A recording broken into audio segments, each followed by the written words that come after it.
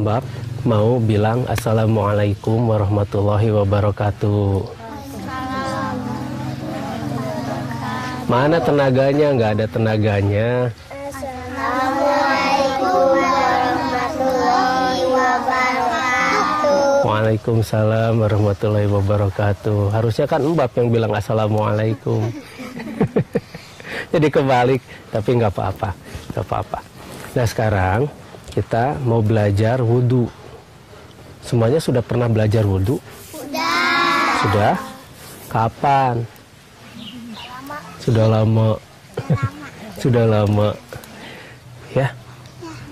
Kakak Iman nanti jadi contoh yang baik untuk berwudhu. Ya? Ya. Kalau gitu, nanti lihat Kakak Iman berwudhu ya. Ya. Yuk, bubar dulu. Kita lihat nanti Kakak Iman berwudhu. Nah tadi tangan, mulut, hidung, muka sudah, wajah ya sudah. Nah sekarang lengan. Lengan. Yuk mulai. Lengan sampai sikut ya, sampai sikut. Sampai sikut. Awas sarungnya basah. Sampai sikut. Sambil ikuti kata-kata Mbak ya. Ya Allah ya Robi. Allah ya Rabbi. Aku mensucikan lenganku ini. Aku mensucikan lenganku ini. Dan aku berjanji. Dan aku berjanji. Tidak akan menggunakan lengan ini. Menggunakan lengan ini. Mencuri. Atau melakukan tindakan-tindakan. Melakukan tindakan yang merugikan orang lain. Seperti mencuri, menyakiti, membunuh, atau melakukan hal-hal yang tidak engkau ridhoi. Atau melakukan hal-hal yang tidak engkau ridhoi.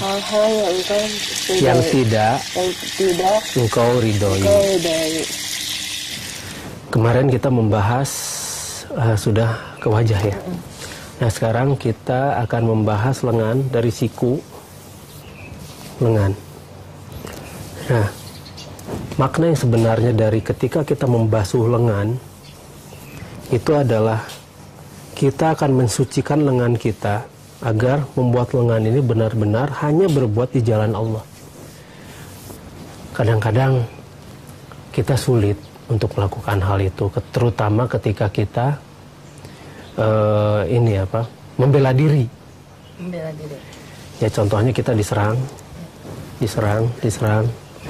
dan kemudian kita harus membalas dengan serangan-serangan lagi. Tapi beda ya. Tapi kadang-kadang kita suka kesal, emosi kita suka terpengaruh ketika kita melakukan perlawanan itu. Dan kita sering melakukan hal-hal yang berlebihan. Ketika kita membalas, kalau misalnya lawan belum sampai parah, nah ini sangat sulit. Nah makanya di sana dikatakan tentang wasta'inu bisobri wasolah, jadikanlah sabar dan sholat sebagai penolong. Ini benar-benar sebagai hal yang luar biasa yang Islam ajarkan pada kita. Sabar, definisi sabar adalah memaklumi segala sesuatu dengan permakluman yang tinggi. Karena kita mengerti apa yang kita lihat itu sebagai sesuatu hal yang memang harus benar-benar dimaklumi. Kita jangan samakan orang lain dengan diri sendiri. Contohnya ketika Rasulullah dilempari, Taif ya? Iya, di Taif, dia benar-benar sabar. Dia benar-benar memaklumi mereka.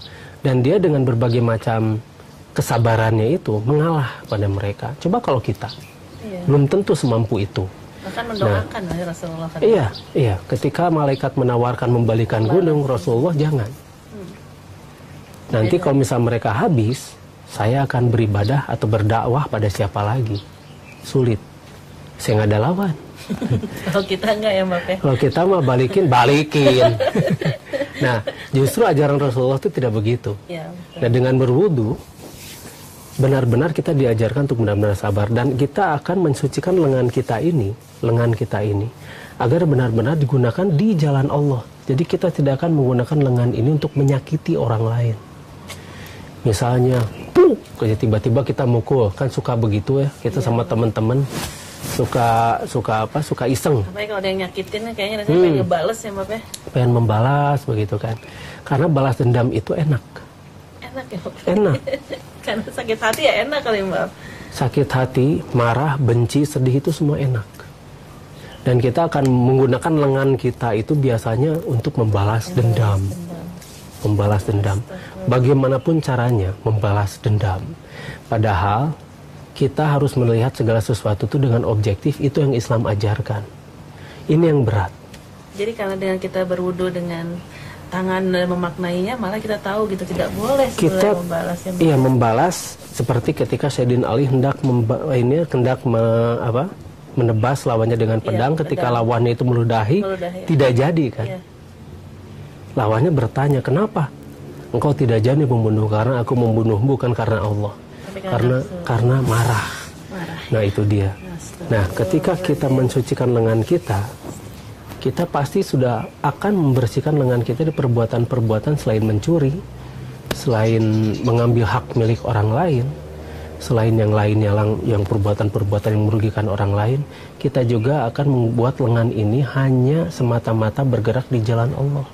Jadi tidak akan menutup lengan ini ketika ada yang butuh pertolongan pada kita. Itu yang dimaknai ketika kita mensucikan lengan kita. Insya Allah besok kita akan bahas tentang bagaimana membersihkan kepala.